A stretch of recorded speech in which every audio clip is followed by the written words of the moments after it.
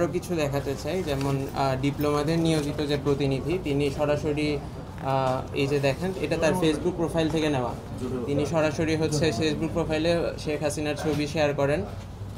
তিনি হচ্ছে যে বঙ্গবন্ধু ডিপ্লোমা প্রকৌশলী পরিষদের একজন। তিনি সরাসরি একজন দোসর স্বৈরাচারের, এবং তার সবগুলোই তার ফেসবুক প্রোফাইলে আপনারা খুঁজলেই দেখতে পারবেন।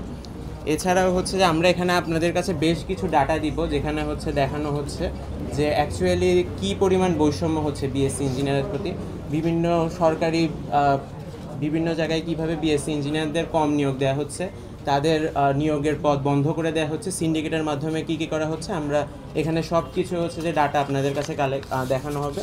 আমরা আলোচনার টেবিলে সরকারের কাছে এই সব কিছু উপস্থাপন করেছি, এবং আলোচনার টেবিলে যখন সুষ্ঠু সমাধানের পথে আমরা আশাবাদী, সেই মুহূর্তে হচ্ছে ডিপ্লোমারা রেলপথ ব্লকেট কর্মসূচি, রাস্তা ব্লকেট কর্মসূচি সহ এই ধরনের ধ্বংসাত্মক ও সহিংস কর্মসূচি দিয়ে তাদের দাবি আদায়ের জন্য তারা এই ধরনের পথ বেছে নিতে চাচ্ছে।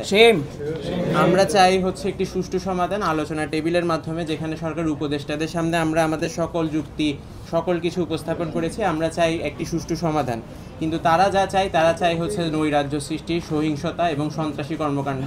ইতিমধ্যে আপনারা জানেন যে আজকে গাজীপুরে বিকাল 4টায় তারা রেলপথ ব্লকেট কর্মসূচি ঘোষণা করেছে। এছাড়াও আগামীকালও তারা সহিংস পথেই অগ্রসর হচ্ছে। আমরা আপনাদের মাধ্যমে দেশবাসীকে আসলে জানাতে চাই যে যারা সহিংসতা ও নৈরাজ্য করে, আপনারা কি তাদের পথ বেছে নেবেন, নাকি হচ্ছে যে আপনারা যেটা হচ্ছে যে আসলে আমরা যেটা চাচ্ছি আলোচনার মাধ্যমে যে যৌক্তিক সমাধান, সেই সমাধানের পথ আপনারা বেছে নেবেন।